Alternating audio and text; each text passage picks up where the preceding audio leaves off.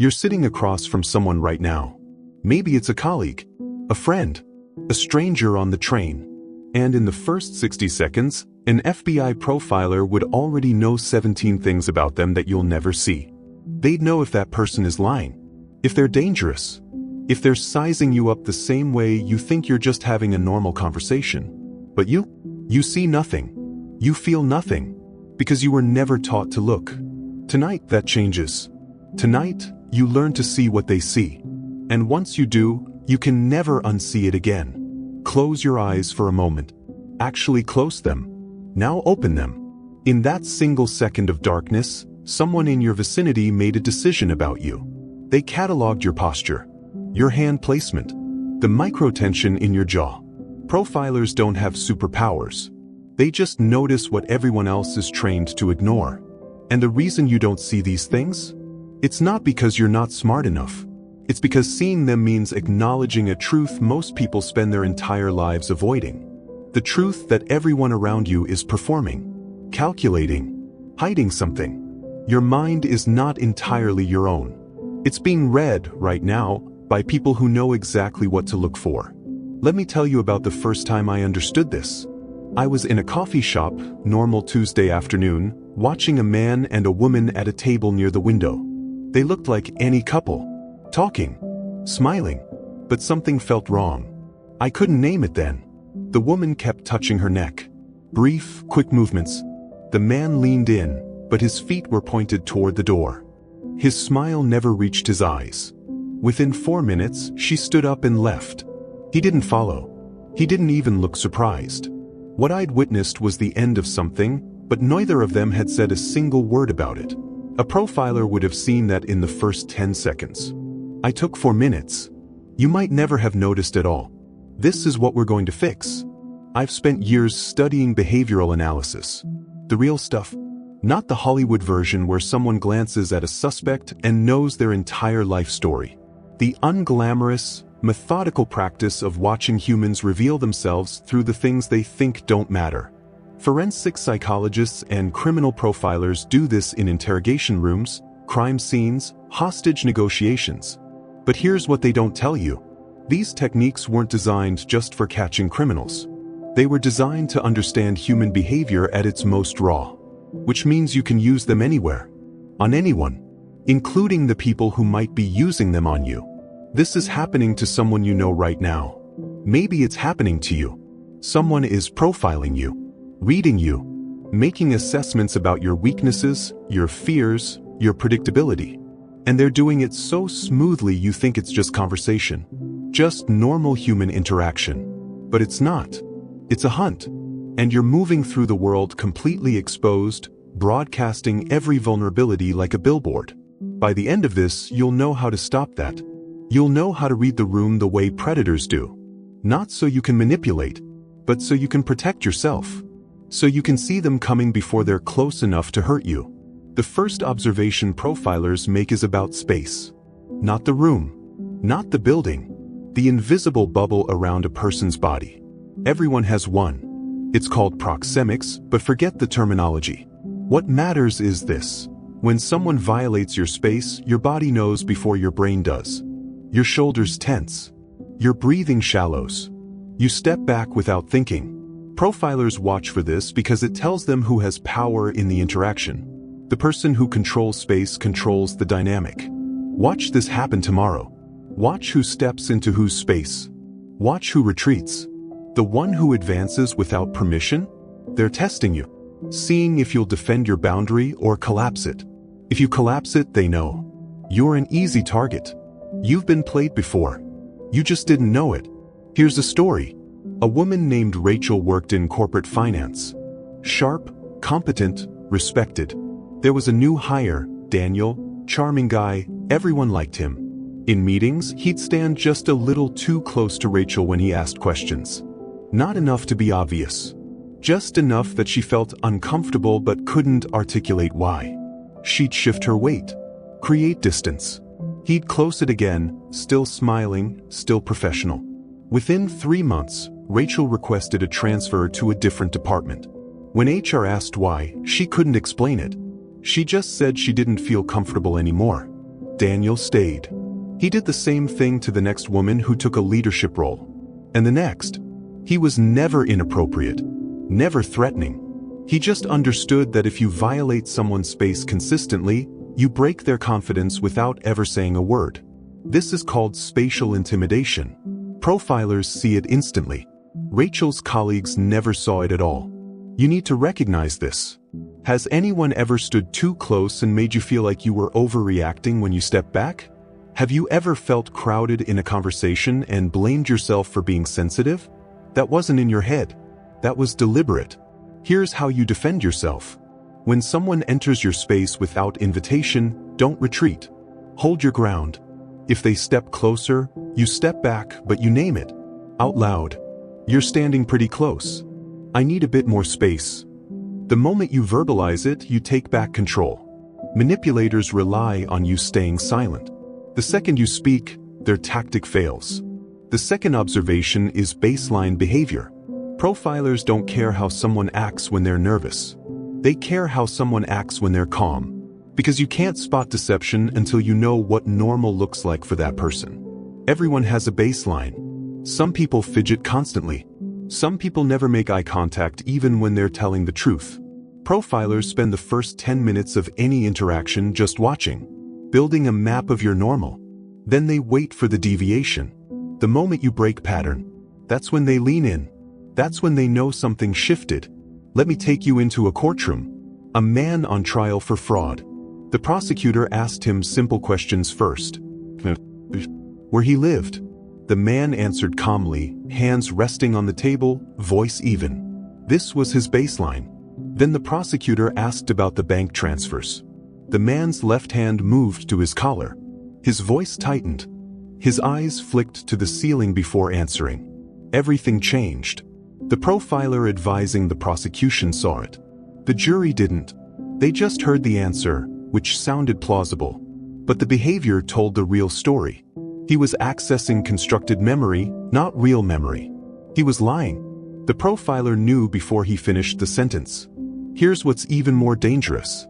Someone is doing this to you. In job interviews, first dates, salary negotiations. They're watching your baseline, waiting for you to break patterns so they know where you're vulnerable. So, think about this right now. Who in your life watches you a little too carefully? Who seems to know exactly when you're off balance? They're not psychic. They're profiling you. Here's how you defend yourself. Control your baseline. In high-stakes situations, keep your behavior consistent. Same posture, same tone, same energy. Don't give them the deviation. And here's the advanced move. Create a false baseline. Let them think your nervous behavior is normal for you. Then when it matters, you'll seem calm even when you're lying. I'm not telling you to deceive. I'm telling you how to protect your truth from people who want to weaponize your honesty. The third observation is about eye behavior, not eye contact. That's surface level. Profilers watch eye access patterns. When someone is remembering something real, their eyes move in predictable directions. Up and to the left for visual memory. Straight left for auditory memory. When someone is constructing a story, fabricating, their eyes move differently. Up and to the right for visual construction. This isn't foolproof. Left-handed people sometimes reverse the pattern. But it's reliable enough that interrogators use it constantly. They're not listening to your words. They're watching where your eyes go before you speak. A detective I know once interviewed a woman reporting a break-in. She described the intruder in vivid detail. Tall, dark jacket, scar on his left cheek. But every time she added a detail, her eyes went up and right. Construction. Not memory. The detective stayed quiet, let her finish. Then he asked her to describe her bedroom, the room she'd been in during the supposed break-in. Her eyes went up and left. Memory. The detective knew in that moment there was no intruder. She'd fabricated the story for insurance money. She didn't know her own eyes betrayed her. Your mind is not entirely your own. Your body speaks a language you can't control. Unless you learn it first. Has someone ever told you a story that felt off but you couldn't explain why? Their words made sense but something underneath felt wrong? That was your subconscious reading their eye patterns. You weren't imagining it. Here's how you defend yourself. If someone is interrogating you, asking questions designed to trap you, keep your eyes on them. Don't let your gaze drift while you answer. It takes practice, but it's possible. And here's how you use it. When someone tells you something you need to verify, watch their eyes. Don't stare. Just observe. If their eyes construct the story before they tell it, they're lying. If their eyes remember it, it's real. You'll know before they finish talking. The fourth observation is hand behavior. Profilers call them adapters. Self-soothing gestures. Touching your face, rubbing your neck, fidgeting with jewelry, cracking knuckles. Everyone does this when they're anxious. But profilers don't care that you're anxious. They care when the anxiety spikes. They're watching for the moment you touch your throat when a specific topic comes up. The moment you cover your mouth after you say something. These are called blocking behaviors. Your subconscious trying to stop the words, to protect you from exposure. You do this without realizing it. And people who know what to look for are cataloging every move. There was a woman, Melissa, in a therapy session, talking about her childhood. She spoke calmly about her parents, her siblings, her school years. But every time she mentioned her father, her hand went to her collarbone. Automatic. The therapist noticed it in session 2. By session 4, Melissa revealed the abuse she'd never told anyone about. Her hand knew before her mouth could say it. Her body was screaming what her mind was still protecting. Profilers see this in interrogations constantly. A suspect calm and collected until one name comes up, and suddenly their hands are locked together, white-knuckled. They just told you everything without saying a word. Someone is reading your hands right now. In negotiations. In arguments. In moments when you think you're in control. They see you touch your face and they know you're uncertain. They see you cross your arms and they know you're defensive. Let that sink in. Here's how you defend yourself. Stillness. Profilers call it containment. Keep your hands visible but quiet. Resting on the table or in your lap, open palms. Don't fidget. Don't touch your face. Don't give them the data. And if you're the one profiling someone else, watch for the moment their hands betray them. The second their fingers go to their throat or their mouth, you've found the pressure point. They're still in your head. The fifth observation is vocal patterns. Not what someone says. How they say it. Pauses. Profilers listen for incongruence. When someone says, "I'm fine," but their voice tightens. When someone says, "I don't know," but the sentence drops in pitch and volume, signaling certainty. Your voice is a polygraph you carry everywhere. It tells the truth even when you're lying. Most people have no idea they're doing this. But profilers hear it like a siren. A man named Thomas was accused of embezzling from his company. In the deposition, he answered every question with confidence. Direct. But when the lawyer asked him about a specific transaction on March 14th, Thomas paused. Just half a second. Then he said, "I don't recall that." His voice dropped an octave. His pace slowed. He recalled it. Perfectly. He just didn't want to admit it. The lawyer heard the lie. The profiler confirmed it. Thomas lost everything. Not because of evidence. Because his voice gave him away before he finished the sentence. Has anyone ever told you they're not mad but their voice said otherwise? Has anyone ever said they believe you but you heard the doubt underneath? You weren't imagining it. You heard the incongruence. Here's how you defend yourself. Control your vocal baseline just like your behavioral baseline. Practice saying difficult truths out loud until your voice stays even. Record yourself. Listen for the dips in pitch, the hesitations, the tightening. Eliminate them. And when you're listening to someone else, don't trust their words. Trust their voice. The truth is always in the sound. The sixth observation is micro-expressions. Facial expressions that flash across someone's face in less than a second, too fast for conscious control. Profilers are trained to see them. Contempt, disgust, fear, anger. They flicker before the person has time to mask them with a smile. This is involuntary, hardwired. You cannot fake this away without years of training. Which means every time you lie, every time you hide an emotion, your face betrays you for a fraction of a second. And someone who knows what to look for sees everything. A woman named Sarah went on a first date with a man named Kyle. He was polite, attentive, asked good questions. But twice during dinner, when Sarah talked about her career success, Kyle's face flashed contempt. Just a brief sneer, less than a second, before the smile returned. Sarah didn't consciously notice it, but she felt uneasy. She couldn't explain why. She didn't go on a second date. 6 months later, she heard from a mutual friend that Kyle had a pattern. He pursued successful women, dated them, then subtly undermined their confidence until they doubted themselves. Sarah's subconscious saw the contempt. It saved her before her conscious mind could rationalize it away. This is called trusting your gut. But your gut isn't magic. It's your brain processing microexpressions faster than you can articulate them. You've been played before. You just didn't know it.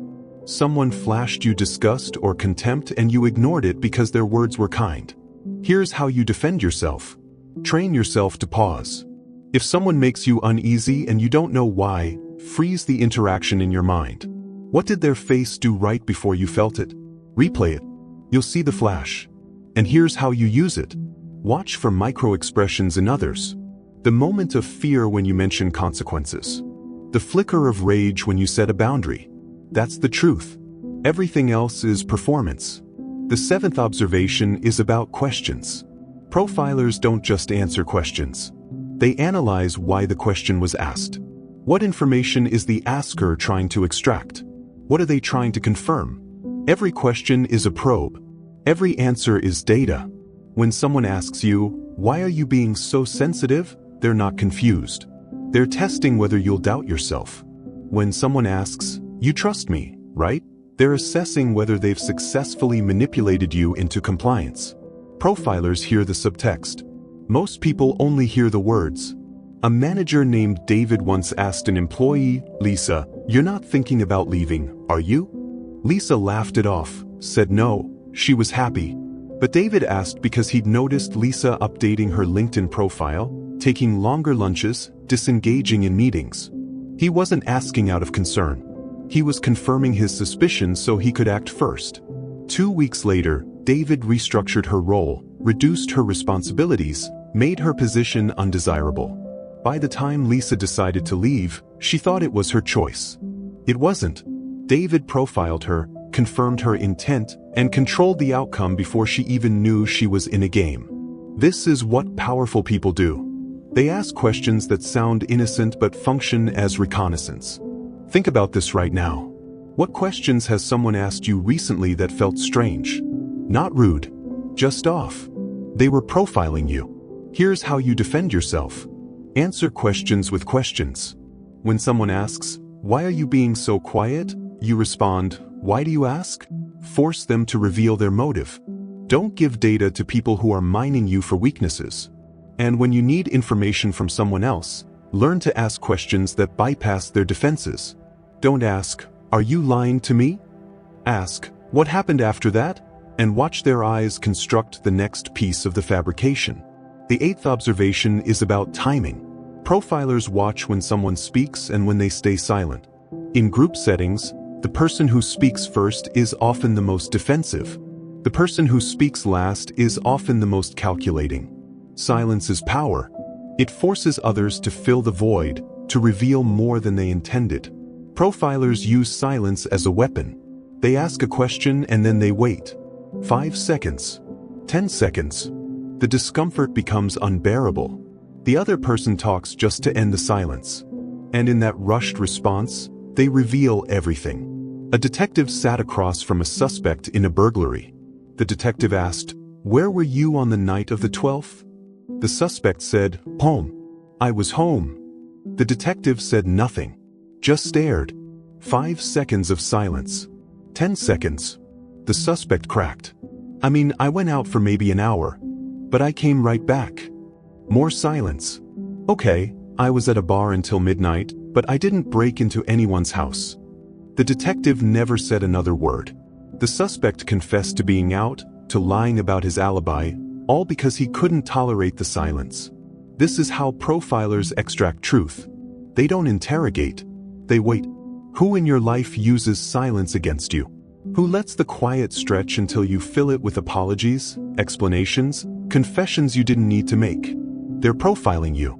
Here's how you defend yourself. Get comfortable with silence. When someone stops talking, don't rush to fill the space. Sit in it. Breathe. Let them be uncomfortable. The person who speaks first loses.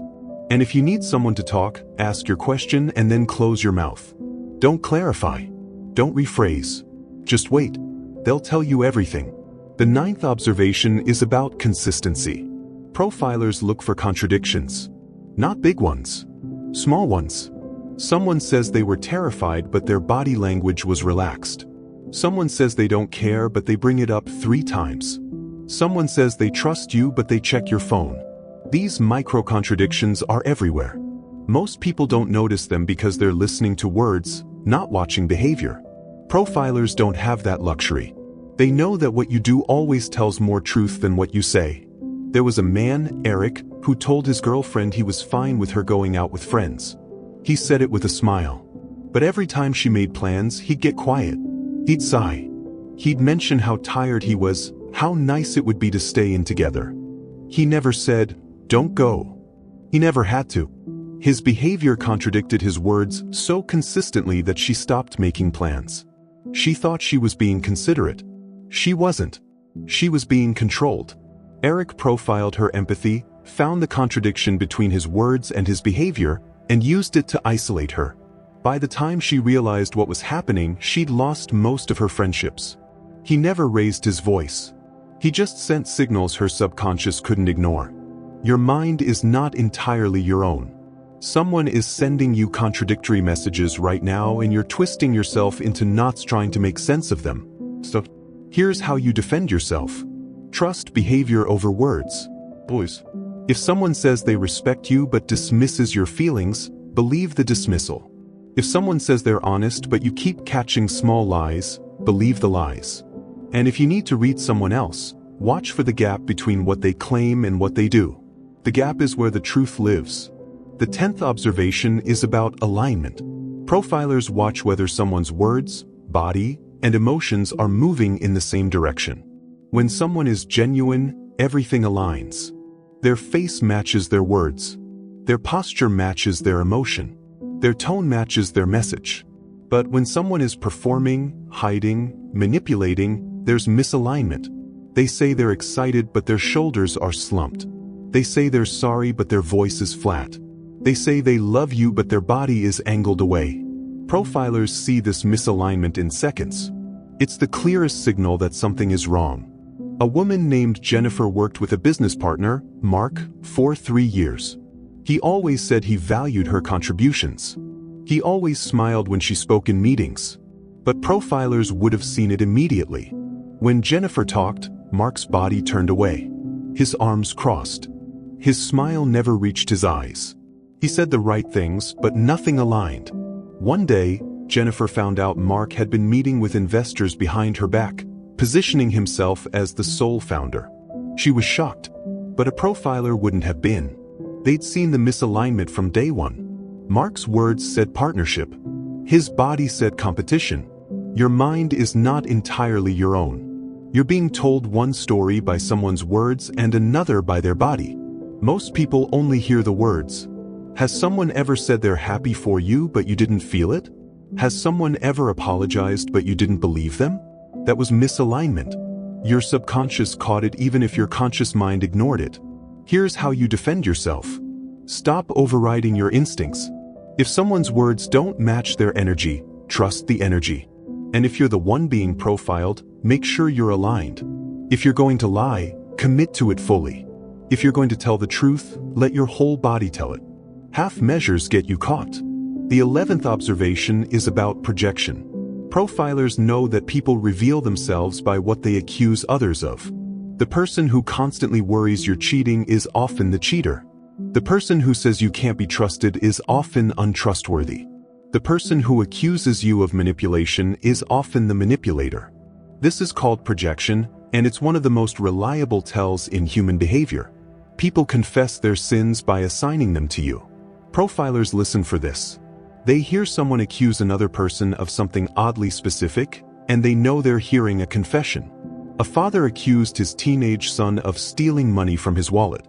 He was furious, righteous, certain. The son denied it. The father didn't believe him. A family therapist was brought in. The therapist asked the father why he was so sure. The father said, "Because that's exactly what I would have done at his age." The therapist paused, then asked, "Did you?" The father went silent. He had. For years. He'd stolen from his own father and never been caught.